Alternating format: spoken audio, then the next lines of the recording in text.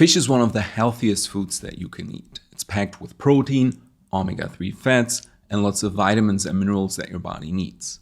But here's the problem. Many fish also contain mercury and other toxic metals that can mess with your brain, nervous system, and liver. So in this video, I want to show you how I personally block mercury absorption when I eat fish. I still eat it about twice a week, but in a way that supports my health and doesn't hurt it. Let's start with why mercury in fish is even a problem. It gets into it through polluted oceans and rivers. Bigger fish like tuna or swordfish live longer and eat other fish, so they end up with the highest mercury levels. That's why people who eat a lot of tuna are at higher risk of mercury buildup. Because mercury can hide deep in your body tissue and accumulate in your brain and nervous system, it can cause all kinds of symptoms. By the way, even though the pollution of our oceans is a fairly modern problem, mercury toxicity isn't. For example, Mad Hatter syndrome is really a form of mercury toxicity because hat makers used mercury in the production of their felt hats and would often go crazy after a few years on the job. What I'm trying to say is that mercury is definitely a potent neurotoxin and shouldn't be ignored. That being said, if you are smart about it, you can still include fish in your diet without risking it. The first part of my strategy is to just focus on fish that are low in mercury. This should be obvious. My go-tos are sardines and wild salmon. They're both super healthy and have way less mercury than things like tuna or other big fish. Sardines are very small and low on the food chain, so they don't accumulate much toxic metals. Wild salmon is similar. It's a little bigger than sardines, but the mercury in it is usually not a problem, and it's also rich in omega-3s and a great source of protein. I usually eat sardines or salmon twice a week. Each serving is around 100 to 150 grams, so that adds up to a total of 200 to 300 grams of fish per week. According to most estimates, that type of fish and that amount would give you around 0.01 to 0.02 milligrams of mercury. So it's not zero, but it is a fairly small amount, and you can take steps to make sure that your body almost doesn't absorb any of it. One trick that can help is to eat something with the fish that binds to the mercury in your digestive tract, so it doesn't get absorbed into your bloodstream. Binder supplements like chlorella or zeolite would come to mind here.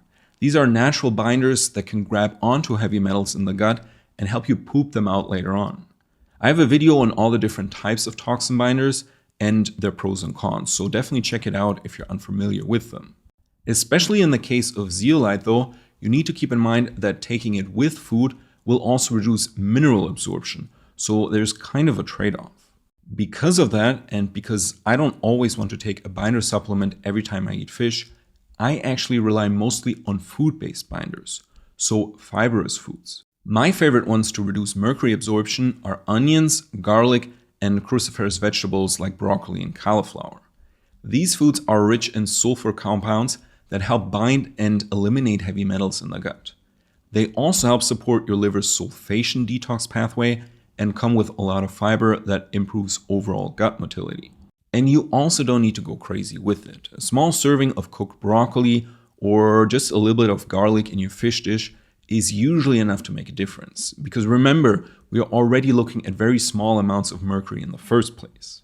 So that's really my two-part strategy: eating mostly low mercury fish and doing my best to minimize its absorption in the gut through binders, either from sulfur-rich foods or binder supplements.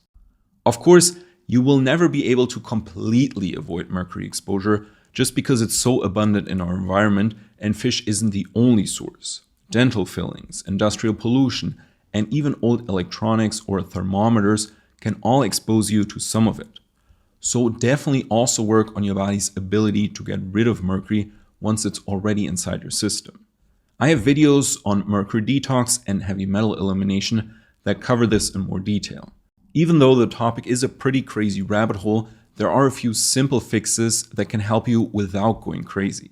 For example, definitely make sure you aren't zinc or selenium deficient.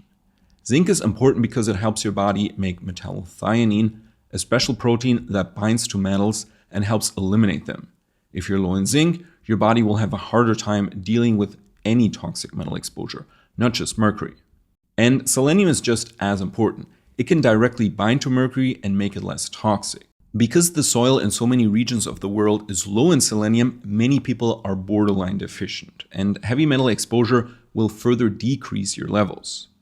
On top of that, make sure your elimination pathways are working well, so your liver, kidneys, and bile flow. Again, I won't go into full detox protocols in this video because I cover all of this in other videos that talk about the specifics. Really, all I wanted to show is that you can absolutely still enjoy fish. It's all about choosing the right kinds and knowing what you're doing.